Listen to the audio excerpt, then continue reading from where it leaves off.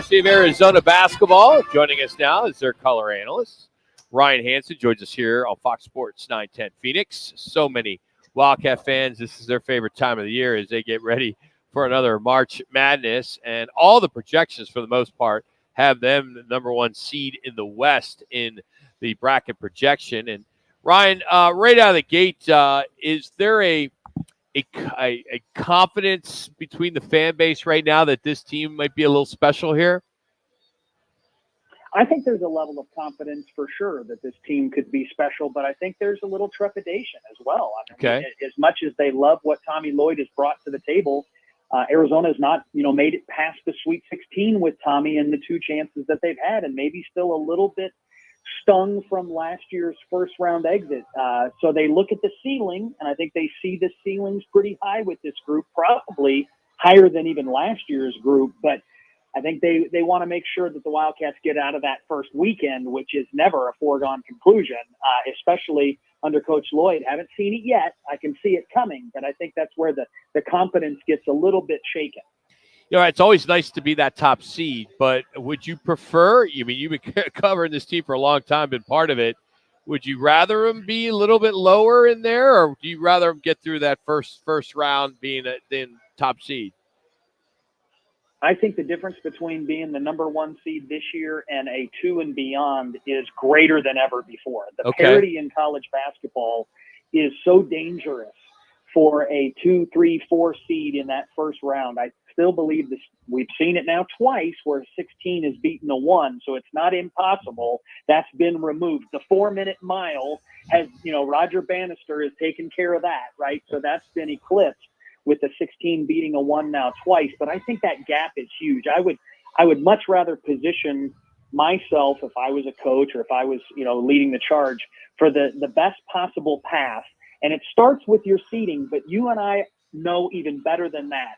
There's so many more factors beyond seeding. It's matchups, it's luck, it's are you hot, are you injured? All of those things almost are more important than the seed, whereas you see the seed line and you get excited. Those other factors seem to far outweigh your seed line. Ryan, interesting. You guys won the last 5 in a row, but there for a while you'd win 2, you'd lose 1. You win 2, you lose 1. These last 5 wins in a row, is this team finally on track? Have they gotten that traction to the true identity? Because we saw up, we saw down, which is very unrare for a U of A Wildcat program.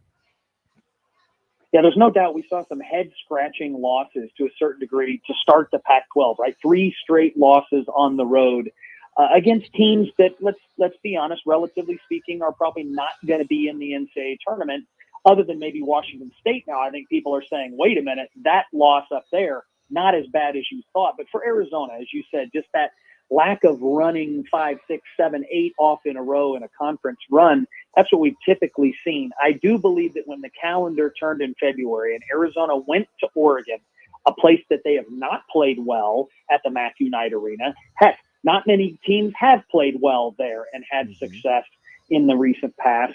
That win, I think, was a little bit of an internal statement to themselves that they now recognize what it takes to go on a run in February to prepare yourself for March. Have they completely turned the corner?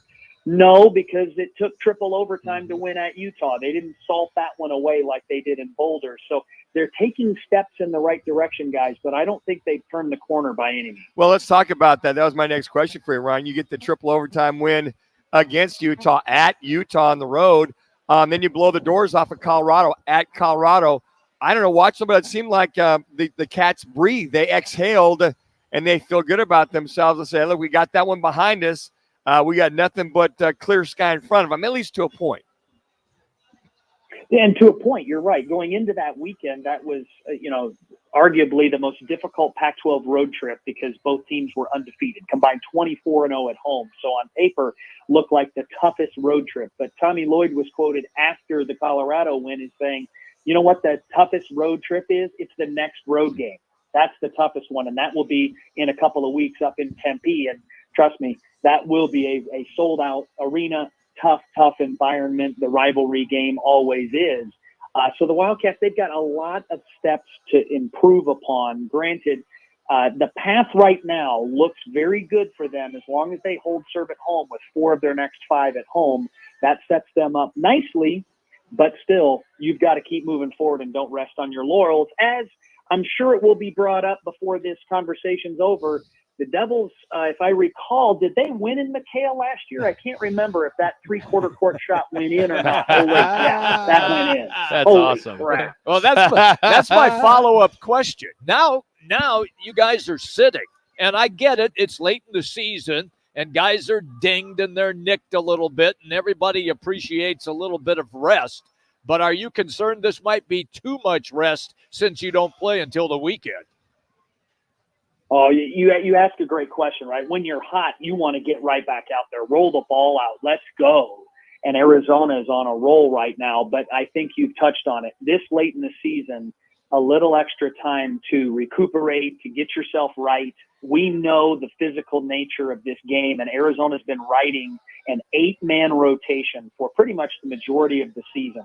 So the rest right now, I feel, is far more important than the momentum that you could potentially lose by not playing Thursday and playing Saturday. I think that rest is critical for this 8-man rotation that Tommy Lloyd has deployed and is probably going to ride out. Well, what is it about that rotation when they're hitting on all cylinders, Ryan? I mean, to me, they get up and down the court. You see a little bit of a difference, maybe more focus on defense, but it seems like every year they got the traction. But what is it in particular from your eyes as a colored commentator that you go, okay, now they're in sync or now they're in gear? When they share the basketball, when they move the basketball, when they play with pace, and a lot of people they sometimes think playing fast and playing with pace means you just get up a lot of shots quickly in the shot clock, and that's not always the case. When I watch Arizona in the half court, where it's a side out of bounds and they enter the ball and it's kind of starts from zero, do they start playing with pace? So they moving hard without the basketball. That's when Arizona's firing on all cylinders. When Arizona's firing on all cylinders, guys, the bench contributes. Jaden Bradley and KJ Lewis are defensive juggernauts. They change the game when they come off the bench defensively. When they're scoring, holy cow, that's adding another level of Arizona basketball, difficult to beat when those guys start scoring for you. And when you consistently see balance. Obviously, we love when Caleb Love goes, there's pun intended, when he goes off for 36 at Oregon, helps you essentially win that game.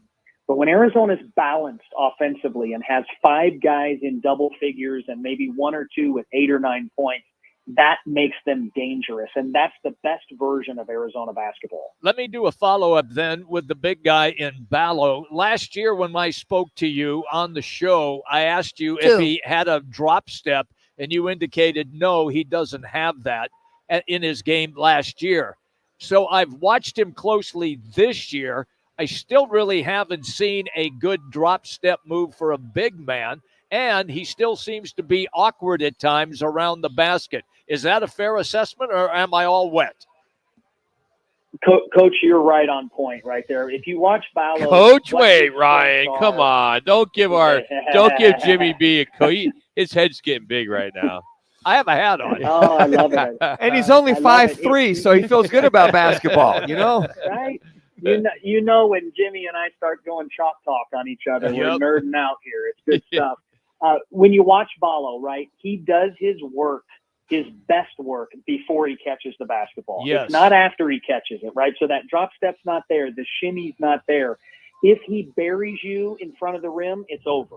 If you get high side and he can put you up and create a lob pass opportunity over the top from the high post, it's over. But if he catches you on the block where he has to make 1 or 2 moves, it's not the dream shake from Hakeem Olajuwon out of Ballo's offensive weapons that he gets his damage done. He does it before he catches the ball. So if you watch him and you see him doing all that work early and getting a foot advantage and an angle advantage on you, that's when he's at his best. Ryan, last one, early on before the season started, a lot of those folks that, do all the projections, predictions, and all that said, Pac-12 5 teams should get into the March Madness field. Right now, we know Arizona's in.